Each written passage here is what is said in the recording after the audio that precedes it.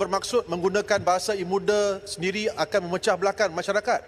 Bukankah hakikatnya ramai anak-anak kita daripada kalangan orang Melayu masuk ke sekolah Tamil dan sekolah Cina? Maksud apa maksud? Saya mohon penjelasan. Penjelasannya ialah untuk Ataupun memajukan bangsa. adanya Perikatan Betul, Nasional saya akan jawab pecah belahkan kita. You masa bahas, you bahas lah.